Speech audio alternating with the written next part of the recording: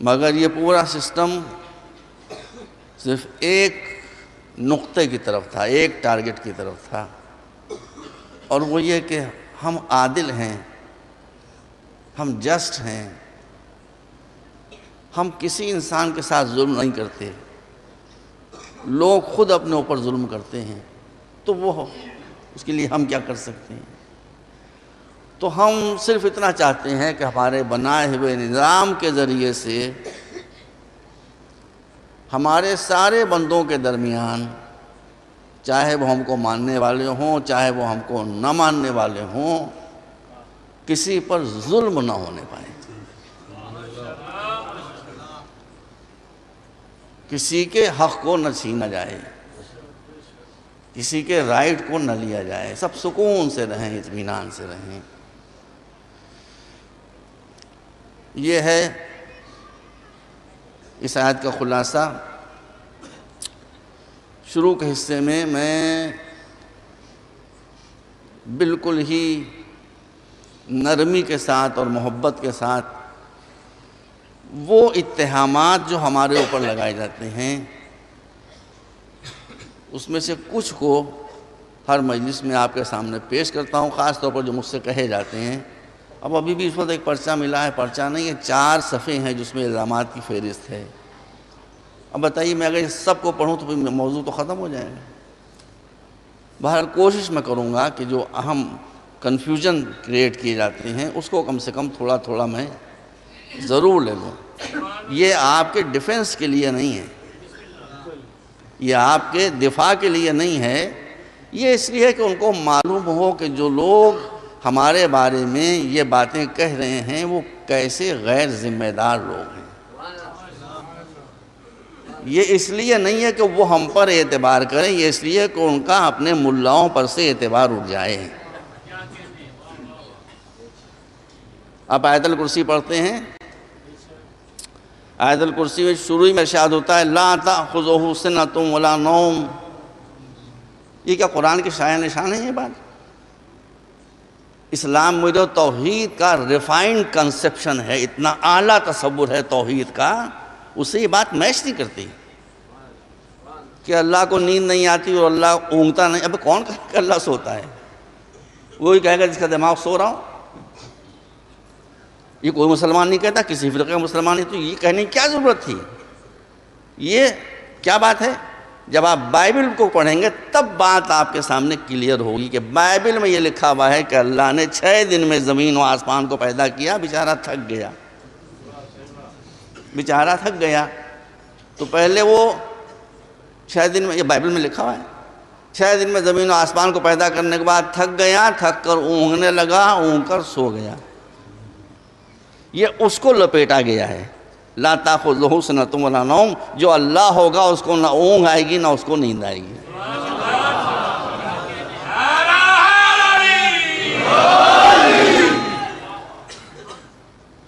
یہ کہاں سے آواز آئی تھی؟ میں 3-4 دن سے انتظار کر رہا تھا ان کا۔ خیر، بڑے ماشاءاللہ جیدار و جاندار ہیں۔ یہ سب مولا کی دین ہے، مولا کا تصدق ہے، مولا کے ساتھ آپ حضرات کی عقیدت ہے، محبت ہے، ورنہ آج کے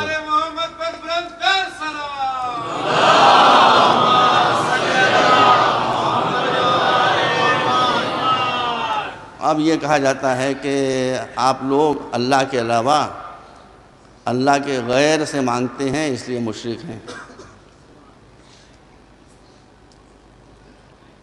پہلی بات تو یہ ہے میرے بھائی کہ آپ جو فرما رہے ہیں یہ بات قول رسول کے خلاف ہے۔ اپنی کتابوں کو اٹھا کر دیکھ لیجیے۔ رسول نے اپنی زندگی کے آخری دور میں یہ فرمایا کہ مسلمانوں مجھے ایک بات کا تو، اور جو کہا تھا وہ ہوا، بھائی جو کہا تھا وہ ہوا، کہا کہ مجھے اس بات کا تو اطمینان ہے کہ تم میں اب کوئی مشرک نہیں ہوگا۔ رسول نے کیا فرمایا؟ اپنی کتابوں کو دیکھ لیجیے، 1 2 نہیں 25 کتابوں کو، کہ سرکار نے ارشاد فرمایا کہ مجھے اس بات کا اطمینان ہے کہ تم میں کوئی مشرک تو نہیں ہوگا مگر تمہاری ہلاکت ہوگی طلب حکومت کے چکر میں۔ اب مجھے اس کو کلیئر تھوڑی کرنا ہے، آپ خود اندازہ کیجئے کہ رسول نے جو کہا تھا وہ صحیح ہوا کہ نہیں ہوا۔ تو جب رسول یہ کہہ رہے ہیں کہ ہم میں کوئی مشرک نہیں ہوگا تو ہم کہاں سے مشرک ہو جائیں گے؟ ہم تو سب سے زیادہ جن دو اماموں کا ذکر کرتے ہیں اس میں ایک ہے مولا علی، ایک ہے مولا حسین۔ مولا علی پیدا ہوئے تو زندگی کا پہلا کام سجدہ، حسین کا آخری کام سجدہ۔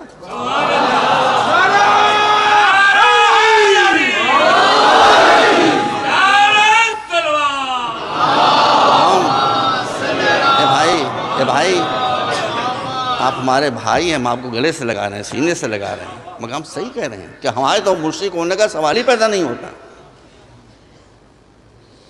اس لیے کہ ہم سب سے زیادہ رسول خدا کے بعد علی اور حسین اور ائمہ، علی کا پہلا کام سجدہ، حسین کا آخر، تو ہم کیسے بھول جائیں گے بھائی ہمارے لیے؟ کہا آپ ان سے مانگتے ہیں، اچھا ہاں بھائی مانگتے ہیں، تو اس میں کون سا؟ کہا وہ تو مر گئے، ہائے مر گئے۔ اب جواب اس کا یہ کہ ہائے مر گئے، کیا تھا؟ کون مر گئے؟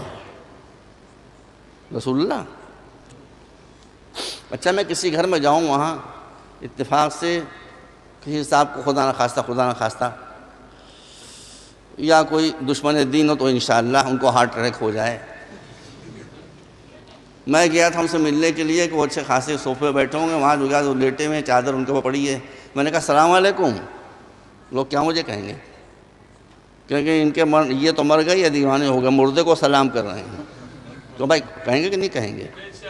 ایک مردہ پڑا ہوا ہے، میں جا کر کہوں اس کا السلام علیکم، لوگ کیا کہیں گے؟ وہ تو یہ تو مر گئے، یہ مردے سے بدتر ہو گئے، یہ پاگل ہو گئے، دیوانے ہو گئے۔ اے مسلمانوں، اگر رسول زندہ نہیں ہیں تو آپ کی نماز شیعہ ہو یا سنی اس وقت تک ختم کیوں نہیں ہوتی ہے جب تک آپ یہ نہیں کہہ لیتے ہیں کہ السلام علیکہ ایھا النبی ورحمۃ اللہ وبرکاتہ۔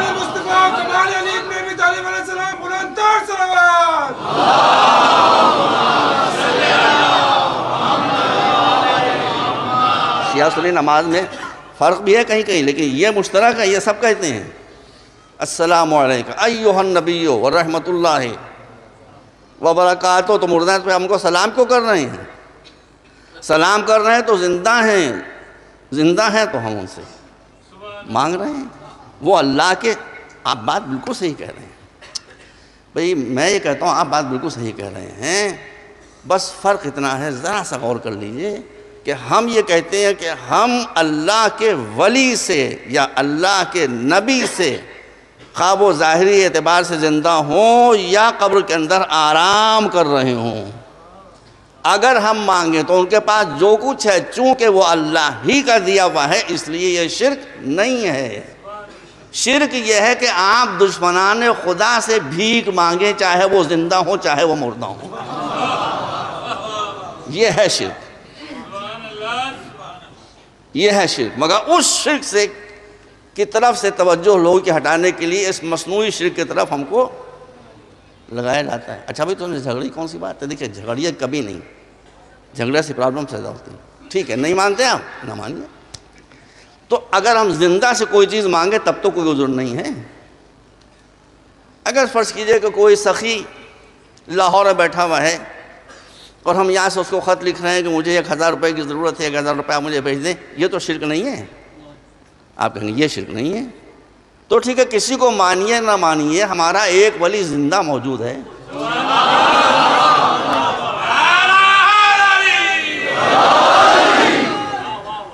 اس کے خدمت میں اگر ہم عریضہ بھیج رہے ہیں تو آپ کیوں ہنس رہے ہیں؟ بھائی وہ تو زندہ ہے، یہ کہاں سے شرک ہو جائے گا؟ کبھی میں نے شاید عرض کیا ہوگا آپ کے سامنے، مگر واقعہ سچا ہے۔ لکھنؤ میں ایک ندی بیچ سے بہتی ہے، گومتی اس کا نام ہے، چھوٹی سی ندی ہے۔ 15 شعبان کو ہم لوگ عریضہ ڈالنے وہاں جاتے ہیں، اسی مسجد سے ملی ہوئی ہمارے بڑے بھائیوں کی ایک مسجد ہے، ہمارے بھائی ہیں۔ اب اس میں سانحہ یہ ہوا کہ عریضہ ڈال کے ہم وہاں سے پلٹ رہے تھے تو وہاں پر ایک گول ٹوپی پہنے ہوئے ایک صاحب کھڑے تھے۔ گول ٹوپیاں بھی بڑی گڑبڑ ہوتی ہیں بھائی،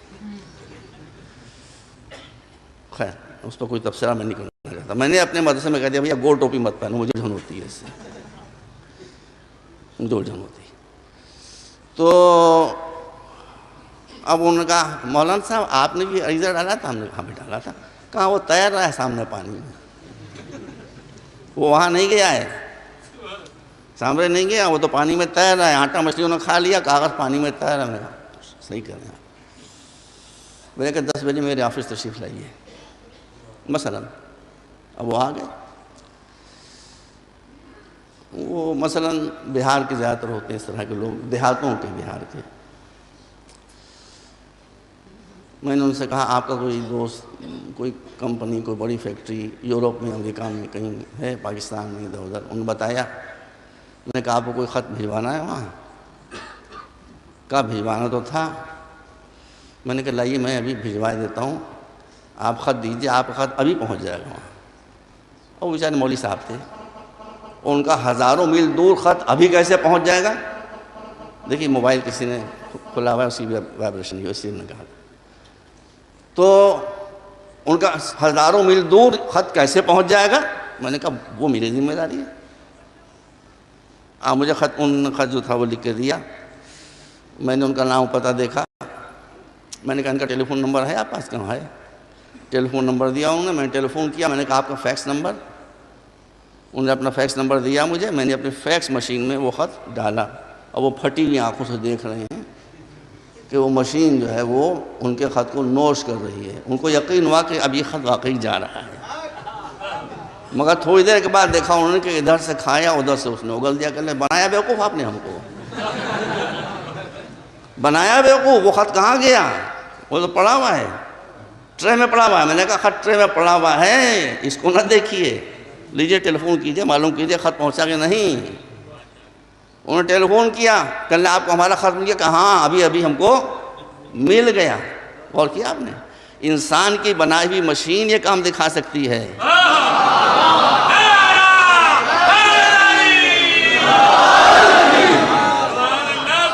خط پڑا رہنا اس بات کی دلیل نہیں کہ میسیج وہاں نہیں گیا، اس خط کی کاپی چلی گئی وہاں۔ تو ہمارے خط کی کاپی اگر فیکس کے ذریعے جا سکتی ہے تو امام بھی خدمت میں آتے ہیں، عریضے کی کاپی کیوں نہیں جا سکتی ہے؟ صلوات محمد و آلہ۔